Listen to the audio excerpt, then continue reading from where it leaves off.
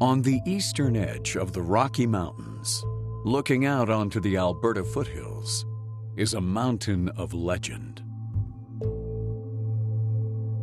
The Stoney Nakoda people who live at the foot of the mountain gave it the name Yamnuska, or Flat-Faced Mountain. This great limestone crag has been sacred to First Nations people for millennia, and to the Stoney Nakoda people today, it is their protector mountain. To rock climbers, Yamnuska is known simply as Yamnuska. It was on Yamnuska that the rock climbing scene in the Canadian Rockies was born 60 years ago, and the mountain has continued to be at the core of the Canadian Rockies trad climbing for generations. Initially, it was young immigrants to Canada who brought with them a passion for climbing. Their early ascents were bold lines for the day and done with minimal gear. But by the early 60s, some strong young Canadians were also making history on the face. Some of the stories from that early era have been documented in various publications. Most notably, Chick Scott's book, Pushing the Limits, tells the story of Canada's 200-year mountaineering history and includes accounts of many of the first ascents on Yamnuska.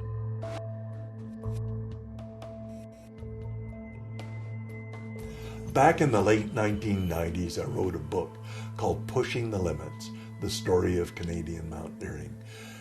It tells the story of climbing all across Canada, from the icy giants of the Yukon to the great rock cliffs of Quebec, from the jagged spire of Waddington, through the Rockies, the great historic peaks of the Rockies, and up to Baffin Island. As part of this great adventure, I went across the country and interviewed 84 of the leading climbers in the country at the time. There's 90-year-olds and there's 30-year-olds, climbers on the coast, in the Rockies, and down east. And I audio taped them, but I also videotaped them because I knew that this would be a very special collection down the road. Those videotapes were donated to the White Museum of the Canadian Rockies after I finished the book, and they've been in safekeeping for 25 years. Now they have been digitized, and we're able to make them available for everybody to enjoy. It's a remarkable treasure. There's lots of people there who are no longer with us, but we still have them in voice and on video. One of the great stories that I captured in the book and in the interviews was the story of climbing on Yamnuska. The story starts in late November of 1952, when Hans Moser, Leo Grelmar, and a young English girl, Isabel Spreet, hiked up to the cliff. Here, telling this story, are Leo and Hans. So in November of 52, we finally got around to trying to climb Yamnuska, and we knew Isabel Spreet, one of the members of the Alpine Club, quite well, and so she came along. Leo didn't even have climbing shoes. He had a pair of regular street shoes with a crepe sole, and so we hiked up, took the most obvious line. We got up to the foot of the face there, and Hans and Isabel, they were still fooling around, putting on their shoes, this and that, and I didn't really have any shoes. I just had street shoes.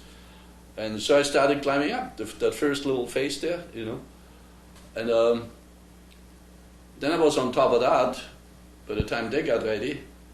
And well, to climb back down again with the kind of equipment I had, it wasn't too easy. So I said, why don't you throw me up a rope, you know? And he threw me up the rope, I tied it on, and I was in the lead. And then Leo just wanted to do this climb the worst way possible, and that was fine with me. He did a great job, just led all the way up. I was a little bit worried because when we saw this final chimney on top, I said, God, if we can get on top of this thing, it'd be pitch climbing back down again. But in those days, I was very strong in my arms and everything. I was a plumber, so I had very, very strong hands. So I just braced myself, I just walked up like this. It was beautiful. Yeah. And Hans always knew in a chimney I was the king. I could beat him any day. So he said, you better go. It was actually fun, I really enjoyed that. So. Did you use any pitons? No. No pitons. Just sit on the ledge with holding the rope for a belay. And sure. Pretty primitive. Good thing by nobody today's fell off. standards, I tell you, it would make your hair curl. Yeah, that's right. We got to the top. It was not a particularly nice day, but it was sort of grey. There was hardly any snow that fall. It was a very dry fall in early winter, so the rock was dry, and we kept warm by climbing.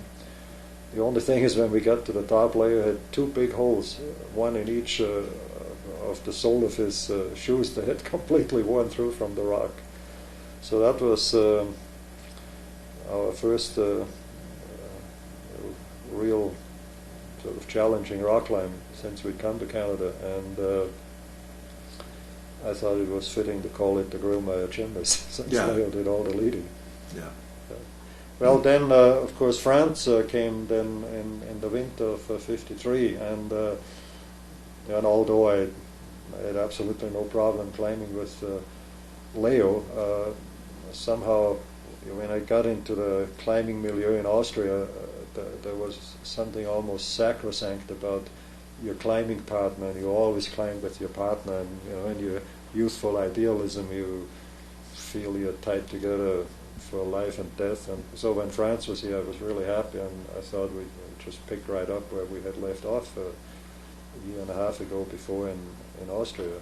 So one of the first things actually we did was to climb the Calgary route. We hitchhiked out one morning from Calgary, made the climb, came back down, and hitchhiked back again.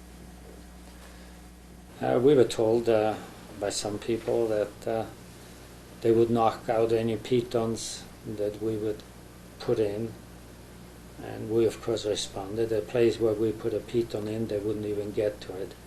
So. And you were right. I think some of your pitons are probably still in place. Possibly, yeah. Possibly. Diretissima, we climbed actually. We tried it quite a few times. I think we must have been up there at least 3 or 4 times, and a few times we got to this huge roof that sort of sticks out, and we always turned around there because we didn't know how to climb around it. The third time, there was Heinz Karl and Hans and myself. That was in '57? When you got up, it was 57. Oh, okay. I'm glad you remember. We had a beautiful day there, and we already knew what to expect then, so it was somewhat easier. Yeah. Yeah. Now you use pitons on that. Yeah. Did you? In fact, we used wooden wedges. Oh, did you? On the second rope length there. You come up, and there's a little bit of overhang, but we traversed over on the left underneath and then up, and we drove in. That's in fact was because we turned back at one time. We said, we go home, we make wooden wedges, and then we drive the pitons into that, because we didn't have those big pitons like they have today. Mm-hmm. We just had ordinary pitons. They were no good for that. So we went home, and made some wooden wedges, and drove them in, and then drove the pitons into that. We were worried about what was going to happen when we got to the big overhang. But actually, just before you get to it, there's a little bit of an overhang with sort of a slab on top. I think that was probably the technically most difficult thing. Looking at the route, the most worrisome was, but when we got there, we saw the way clear, and then Heinz, I had been leading up to the point, and he was just chomping at the bit to his part, and actually the last 2 rope lengths, it turned out to be pretty challenging too, particularly the last one. So Heinz led that in fine style.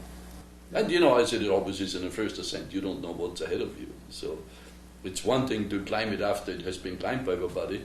It's quite another thing when you're the first one there. Yes. You know, other than that, I don't think it's technically that difficult, but it was enough for us.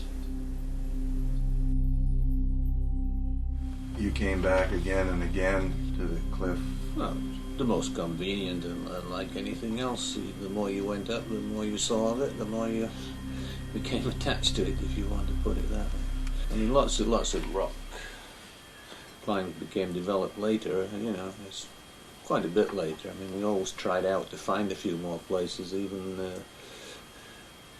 a lot of the climbs that are, you know, the modern day sport climbing on the small crags, there are a lot of those crags we looked at in those days, but we never found the inspiration or whatever. I suppose we weren't into the idea of difficult climbs in the way of modern sport climbing, so the Yamnuska was always the most convenient, and it was always there. Certainly for me, I mean, the best routes that were done were things like the Dividissima, Red Shirt and Forbidden Corner. You know, they're all good, clean, open routes. And now have become the great classics, if you want, and there are a few others like that. So, but I mean, the quality of the climbing on the Yamnuska was pretty good, still is. Mm-hmm. The summer in there, you went through a real shift from 62, 63, 64, 65. You developed you and Lloyd and Brian developed into the hot trio. It was an evolution because all of us were not content with our level of fitness nor our level of ability. And with dreams, you don't say, well, why should I stop now? You just say, oh, I've done that. And now let's take a look at what's next. And we did have to push ourselves. We just were never content. When did you discover Yamnuska? When did you do your first climb on Yam? That would have to have been with the Calgary Mountain Club. We stayed at the little lake at the bottom for 2 or 3 days, and went and did Gromar and then did Calgary, and because they were established routes, we were just taking a look at them and saying, "Wow, we thought they were great. Yeah, they were fantastic routes." Couldn't believe that, because we hadn't done that much in terms of chimneys before. Here were 2 beautiful chimney cracks. We were thin and young and didn't have a problem getting them done. Now Yamnuska just fit in there. We thought, this is a great training area because it's small, it's easy to get to. Climbs are relatively short, although some are pretty long and dangerous, but we have to train here and train here and train here because we're going to be going into some bigger mountains. And that was the object, just to train on Yamnuska.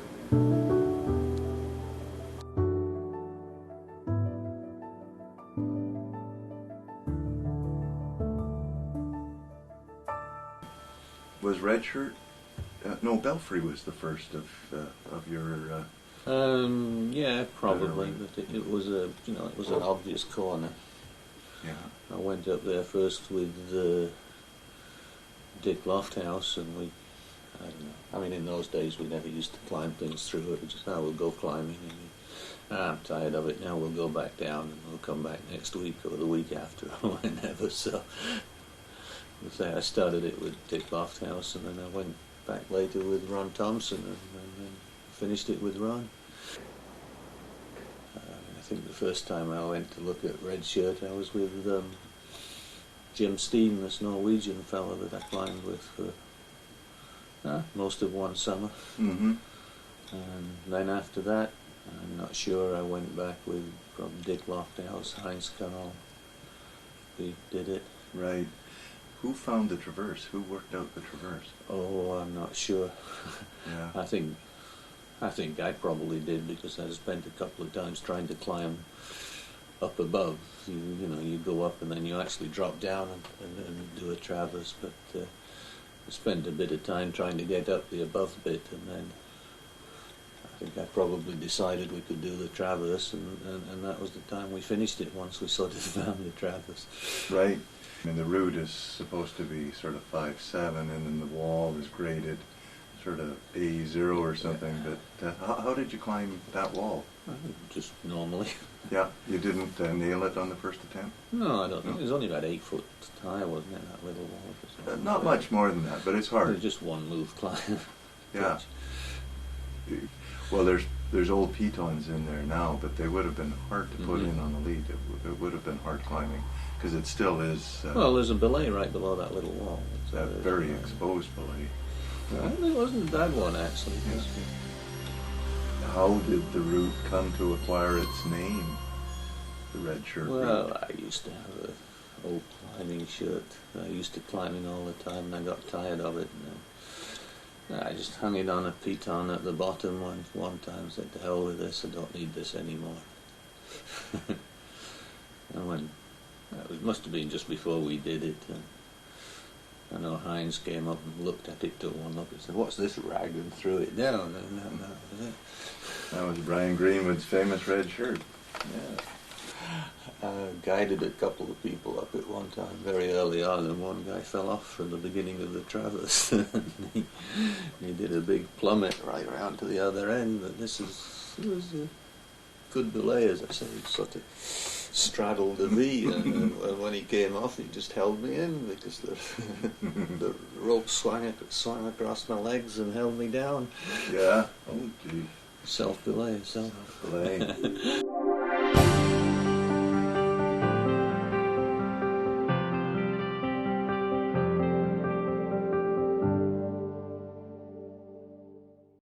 Missionary's Crack is a classic which you climbed. Did you do that on the first attempt? Yeah, I think so. That was Don's climb, actually. He picked the route out and decided that was a good one to try. So Yeah. That was totally my line and my climb, yeah. Yeah. And I pushed Brian to get up there and climb it, and we pushed it. And yeah, I remember the crux was interesting because it was sort of getting both of us. You couldn't have been able to protect that crack, could you? We did actually get, Brian actually went down another 50 feet and found the round stone and brought it up. And then I took it up and lodged it in just below the crux. And there we put a nice sling on it. So the actual crux was quite well protected. And the crux itself was, for me that first time, quite a lot easier than it is today. And I'll tell you why in a minute. There was a little jug handle on it. And that jug handle provided you enough to get up to another excellent jam for your hand. So, you know, in a sense you're delay backing upside down, flaring, and then all of a sudden you're into that. So that was the key right there. Boom. And then you're home free. But Lauren said, "I gotta climb that. I want to climb that." So the next year we were back, Lauren and I want to eat that crux. So we get up to that point, and Lauren's, and that jug handle, the end of it, he was hanging on to it, broke off. Oh, shucks. Of course, he came down upside down, like he dropped down 15 feet. You know, with the 10 feet he had above the crux, above the protection, and a little bit of slack, maybe a little bit pulling the rope. He came down 15 feet and swung upside down, and his head was at my level, upside down. And I said, "I guess you want me to do that?" He said, "No. I'm going to get that ring out." Lower me down. So I did, and he just went like a rocket. Right up. Yeah. But you did come back and do the second ascent, didn't you? I did one. I did it with Franz Dopp. Right. Yeah. I hear there was a fall on that, wasn't there? Yeah, Franz dropped off on it. It was nothing serious. I mean, he must have had some protection on it. And just That was attempting the crux pitch. Uh-huh. Yeah. I was smart. I sent him up it. And he was smart. He fell off it, so I had to do it.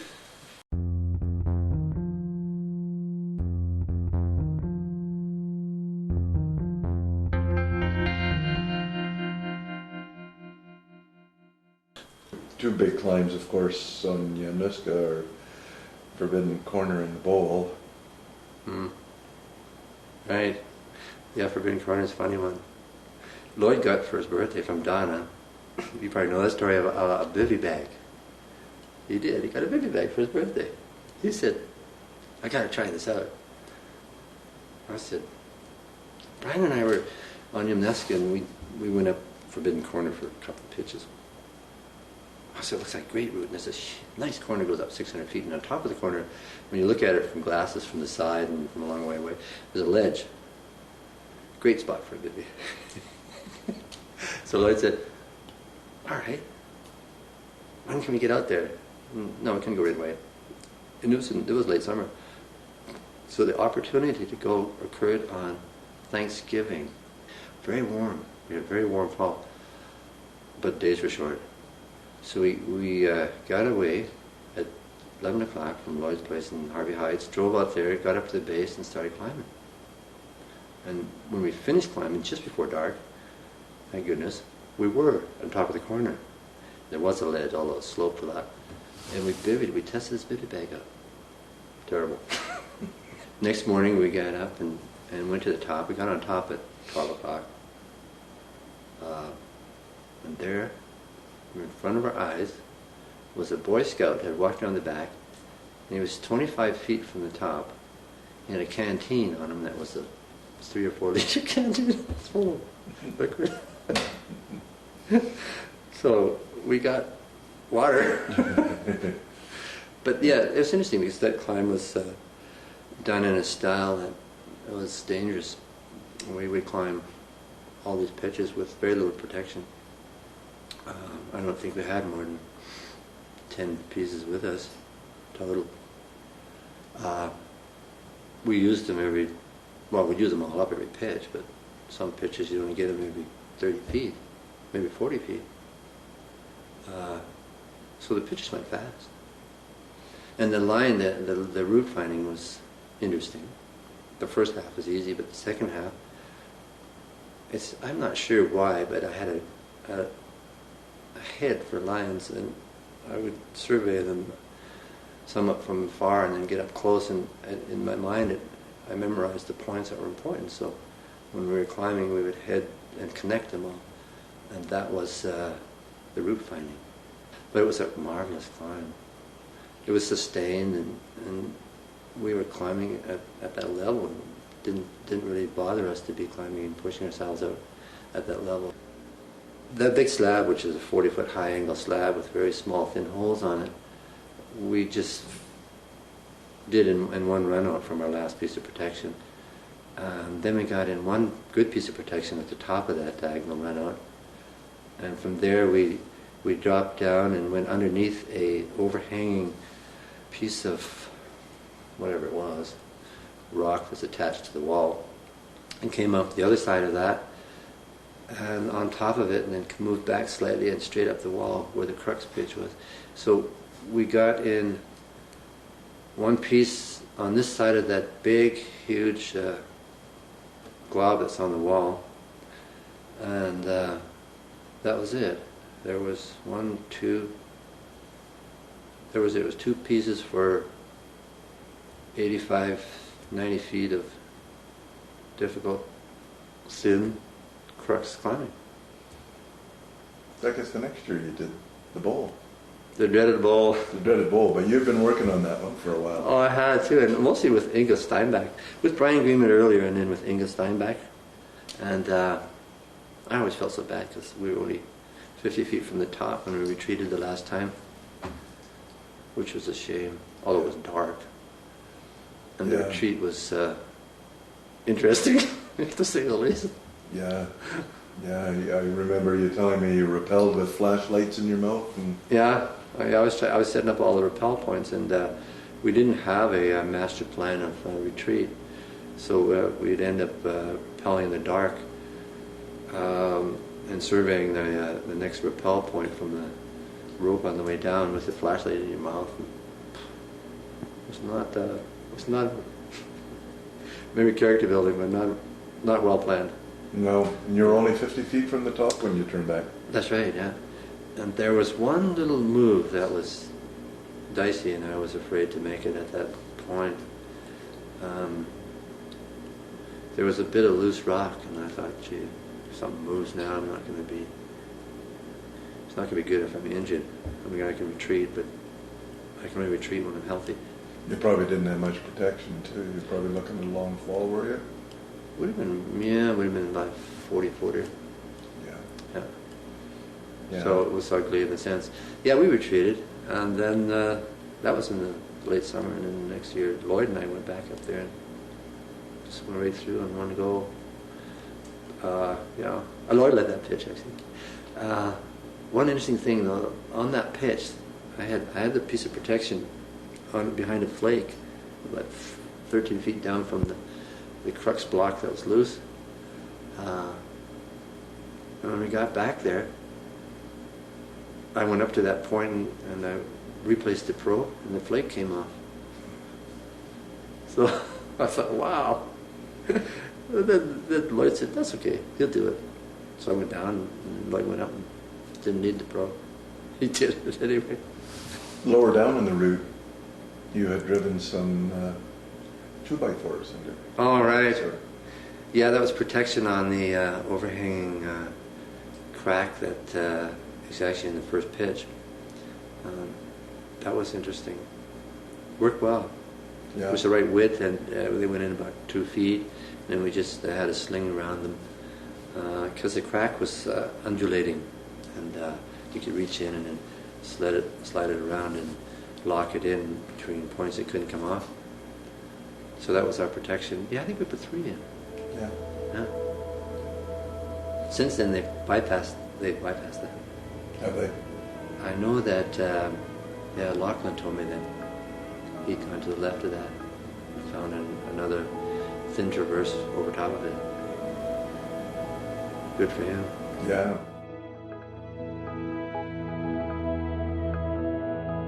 What was the atmosphere like during the late 50s in the Calgary climbing scene?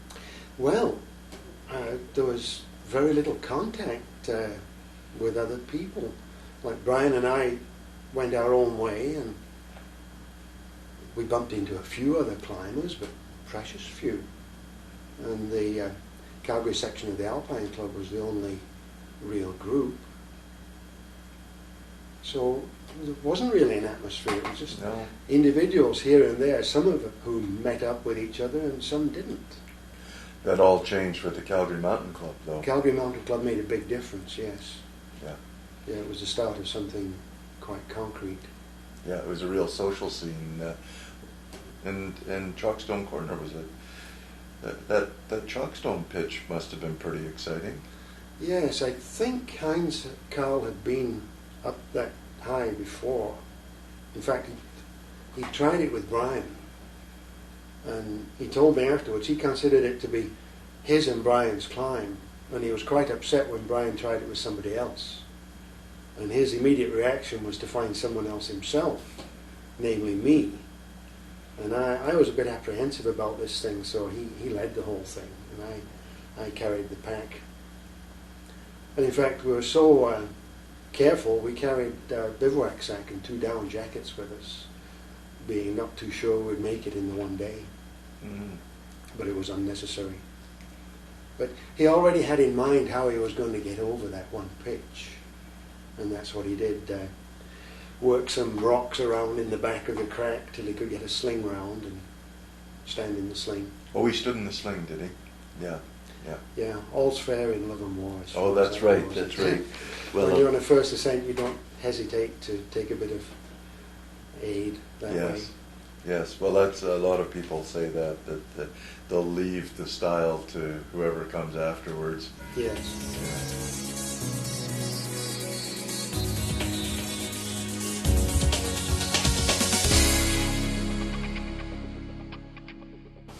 Penguin was nice. Brian worked out this system. He said, let's tie 2 carabiners onto the end of this short rope here, and we'll keep throwing them up until it jams into that crack at the top, in behind that flake. So we kept throwing it. We finally got it. He hooked it in there. Got it in tight. And then Dick and I both said, "You're lead." So what Brian actually did, he actually prospected. I think he prospected up that high up, and then got in the rock and climbed it and put in a piece of pro and everything. But that was ballsy. Yeah. That was very ballsy. And then Dick was in the middle, so Brian knocked a rock on him and hit him. Poor guy. So I felt sorry for him at that point, because he was getting knackered and he all of a sudden didn't want to be there anyway. Then he had to go and climb it, but he did. And then when I came up, I didn't bother with the prospect camp. I just sort of climbed back up and did that bridging and so on. And it actually wasn't that difficult. It went easier than we thought it would. Yeah. So yeah, we got over that and got up to the top. But you know the climb that was the most rewarding on Yamnuska for me was corkscrew. Oh, that's right. Yeah. Yeah. Not because it's spectacular, but because there was Hans Fuhrer, myself, and Brian. And Lloyd and I had been there a few times, and I guess Lloyd and Brian had been there, and Lloyd did the bolts. He did all those bolts, and then they bagged it. It was getting too late. So we went back with Hans Fuhrer. Now, Hans is a marvelous athletic person. He climbs really well, but he gets himself bogged down sometimes, and he was bogged in there, and he didn't want to move left or right. And we were just before the bolts. We have to cross over to the bolts. Have you done that one? Mm-hmm. Yeah. So, and it's thin. It's kind of a thin traverse. There's one piece of protection in the middle. We got to that piece of protection, and he stayed there and it was getting dark. He stayed there for half an hour. Gee, we talked to him. Finally did it. He came over to where I was, and I was above the bolts. I had gone up to the end of the bolts and then moved off the bolts and got in a big piece of pro on belay. Well, okay, he finally got there. And as soon as he got there, because it was dark, almost dark, I said to Brian, I'm taking off right now on the next lead because it's getting too dark. And Brian was saying, I don't think you should do that. I said, well, I can't do anything else. I got to do that. I must. No, and I said, no, don't worry about it. I'll put in pro. Put in lots of pro. So away I went. And it was good climbing, although 5'8", and face climbing. Beautiful rock. Beautiful rock. Good holes. Nice little... So I just free climbed. I got up 150 feet or something. And I said, oh, I better put some pro in. So I found a place for some pro, and then I went another 50 feet. And I said, oh, I've got to get a blade. So I found a blade stance. And as soon as Hans came up to me again, same thing. I just went to the top. Same type of rock. Beautiful rock. Just got to top. When I got to top, it was dark. I don't know how those guys must have been climbing by braille. Yeah, yeah. But to me, that, for all the climbs, that was the most rewarding, because we were put in a situation that was demanding, and I thought, oh, afterwards I thought, that was good. I think I did the right thing. And I thought that was the best at that time.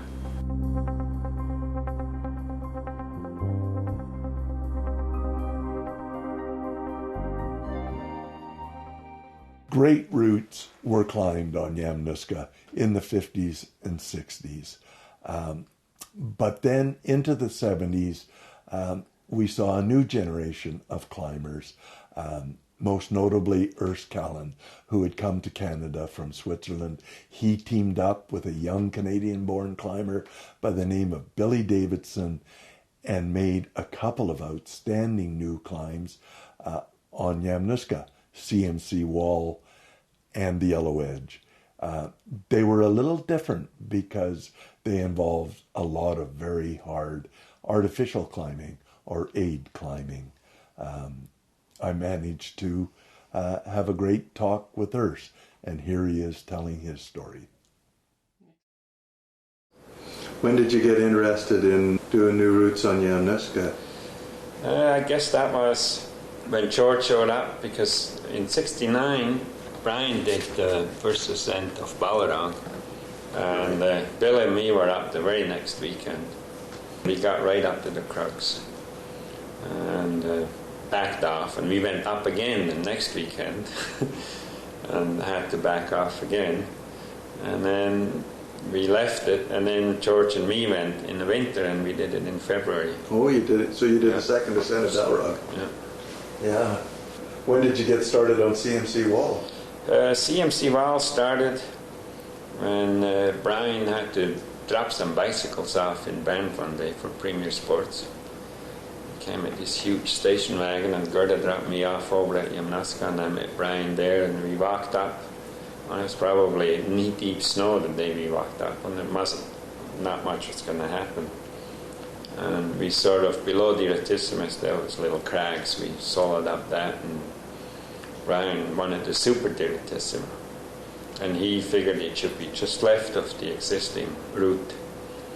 And we started going up, and we sort of veered further left and got on the actual, what is today CMC wall, up that corner where I took that famous picture with the snowflakes. Is that the same date? Yeah, that's the same. Then we got up to that first belay, which was not a belay then, or wasn't a ledge. That ledge, we built that later on. And we wrapped off, and there was Billy Davidson below us and Murray Toft, and they were watching us. That's how it started, and then we dropped it. What year was that? That was 69, I think. Let's see, Balrog. Yeah, it had to be still in 69. Still in 69, yeah. Yeah. So when I came back in 72, almost the very first weekend, I went out climbing with Murray, and the next weekend I said to Bill, okay, let's go after CMC Wall. Now I'm keen. And I was super keen this time. And as I didn't have a car, Bill didn't have a car, and Brian said he wanted to come, and they said he had Tim Archer with the Volkswagen bus, and we all drove up, and we walked up, and Bill and me kind of went ahead. Bill already had been up there soloing, and he had a rope up there first couple pitches, and we went up soloing, and Bill said to me that he didn't feel right about Tim being here, him being from Vancouver, and us having put in so many days of hard work, and he didn't know how to tell Brian, and I'm not sure how we got it across to Brian, or if Brian sensed it. In any case, the guys never came up behind us. Brian kept him busy hiking around, and as soon as we got over that first traverse there on what today is the second pitch, we dropped the rope so that we would be committed and Tim couldn't come up. So it was competition that forced us up there. Something had to do it, and we just had to become committed. And we went above that first we went as high the first day as we were in the years before, Brian and us. And the second day we carried on, and we got benighted in a terrible spot. And we're standing in slings all night long, and in the morning when we woke up, one of the bolts pulled that we were standing in all night long, and we got very concerned.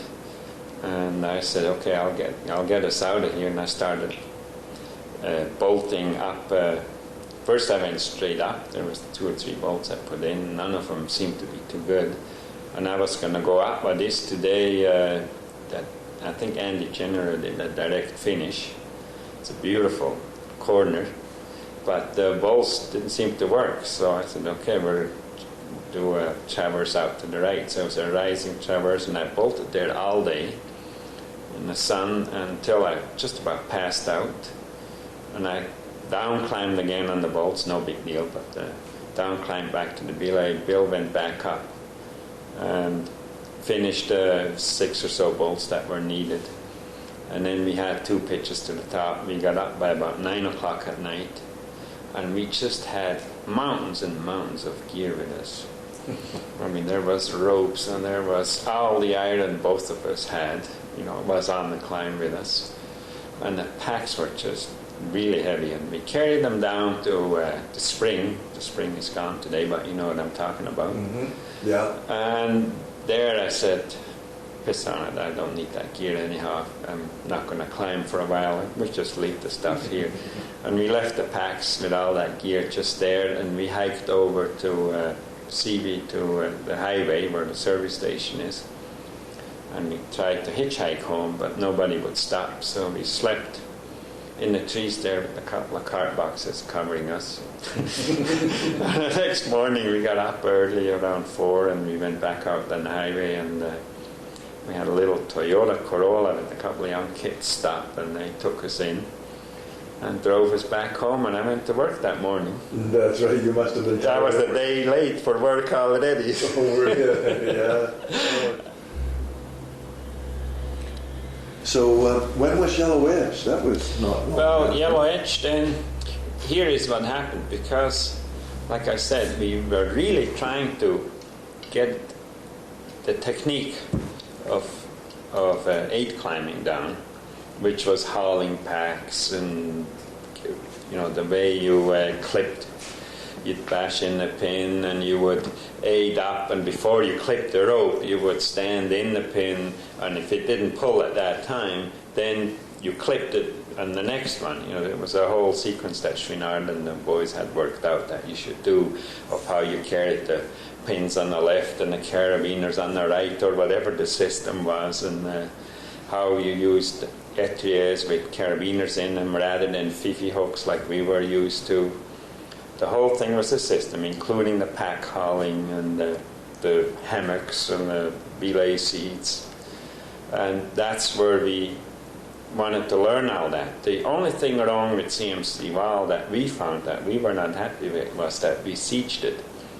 And in Yosemite they just started putting up the climbs like Muir Wall, which is on site, and just go for it, and if it takes 10 days then it takes 10 days, and if it should take longer it would take longer. But so I didn't really want to do another climb and siege it. So Bill was working away on Yellow Edge, which of course Brian named it. Billy went and started up Yellow Edge, but he actually went to the right, and there's still some bolts in there today, rivets, and I've seen Mike Sawyers and Phil Hines do the 3rd ascent or 2nd ascent of Yellow Edge that way. And eventually I said to Bill that, you know, I would every now and then ask him how he's doing. Was he going up there solo? Yeah, he was going up solo, or he would go up with Gary Jennings or one of those type of guys. And it was actually Robert Mann that used to go with him. Yeah. Not Jennings, Robert Mann. And then finally I said to Bill, shouldn't we get this thing done? And we decided to go just one of the long weekend in May, when we went on there, and I hadn't climbed much in those days anymore. And I went straight from not climbing on to Yellow Edge. And I remember the first pitch was done before by Brian. It had a bolt in it that Brian put in, and that goes about 5'9". And then the second pitch is wildly overhanging. And I was doing that curved crack, and I remember John Martin down on that pinnacle standing there and watching, and I couldn't believe how far out the ropes were hanging down. And it's pretty strenuous nailing because everything is overhanging and just going wildly out. And Bill led up the next one, and we bivvied there in that corner, and the next day we went up the big corner, and that's all we did that day. Bill actually stuck on the ledge. I started going further up, so he was bivvying lower down, I was higher up. We were on separate bivvies, and it started to snow that night. And is this the second or the third night? We spent 2 nights on 3 days, but we were going now without sieging. There was no fixed ropes. We just climbed it the way I wanted us to do things. Yeah. Just on site. Started to snow, but it wasn't serious. It was just cold. Yeah. And then Bill came up the next morning and let the last pitch, and so we actually did it went pretty good. Yeah. It was really steep, and the climbing this time free climbing was harder than we did on CMC. Well, there was free climbing, and it was getting close to 5'9", and then we went into 8 climbing. We found that we were pushing it more with the free climbing. Yeah. But no, we weren't afraid this time. You know, it was going well, and bivvies we were used to it. Now we had it really licked now, the system, should have gone and done stuff together now. Yeah. But now Bill was really getting bored with the thing because we knew how to do it, and I guess that was probably one of the last climbs I did with Bill. It faded away. What keeps bringing you back to the mountains? What's special about climbing? I guess there's nothing like it. Yeah. In what way?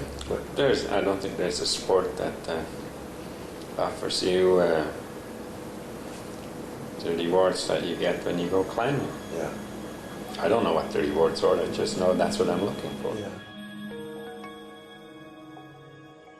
Those early days on Yamnuska were magic. There's no doubt about it. They are some of the most important days in all our lives. But the magic continues. Climbers still go up to Yamnuska. There are maybe 250 routes now. Thousands of climbers are having that magic experience on Yamnuska. The ravens still soar on the Chinook wind. Climbers still look out over the foothills of Alberta from high on the cliff. And climbers still today share in that great magic which is Yamnuska. The landscape below Yamnuska has changed over the years, but the great rock face is as impressive as ever. Climbers continue to challenge past standards and push up bold new lines. Over the past 50 years, guidebooks have struggled to stay up to date. New routes of exceptional difficulty, aid routes that have been free climbed, and bold solo enchainments ensure that the story of climbing on Yamnuska will continue to evolve.